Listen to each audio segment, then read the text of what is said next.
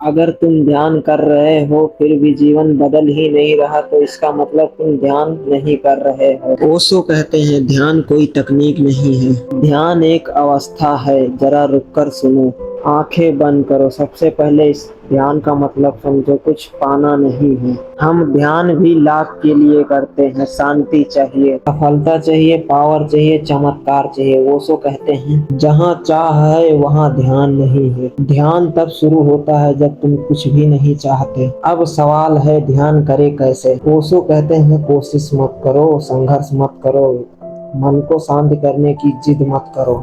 बस बैठो, जैसे हो वैसे ही बैठो। अगर मन में विचार आए तो उसे रोको मत, अगर गुस्सा आए तो उसे दबाओ मत। ओशो कहते हैं देखने में ध्यान का पूरा रहस्य छिपा हुआ है। तुम आकाश बन जाओ, विचार बादल हैं, वे आते हैं और जाते हैं, तुम्हें कुछ करना नहीं है। अक्सर कहते हैं कि मेरा मन बहुत चलता है। ओशो मुस्कुराकर कहते हैं मन का चलना समस्या नहीं है, तुम्हारा उसके पीछे चलना समस्या है। ध्यान में मन रोकना नहीं है, ध्यान से अलग होना है। जैसे तुम सड़क के किनारे खड़े होकर गाड़ियों को देखते हो, तुम गाड़ी नहीं बन जाते, तुम सिर्फ देखने वाले होते हो। बस वही करना। अब चमत्कार कब होगा। ओशो कहते हैं जिस दिन तुम बिना कोशिश के शांत बैठोगे, बस उसी दिन एक ध्यान घटित होगा। चमत्कार कोई आवाज नहीं करता, धीरे धीरे आता। एक दिन तुम पाओगे कि तुम्हें कोई पकड़ नहीं पाता, डर अब तुम्हें हिला नहीं पाता, दुख आता है लेकिन ठहर नहीं पाता। तुम वही हो लेकिन जीवन बदल चुका है। ओशो कहते हैं ध्यान से जीवन नहीं बदलता,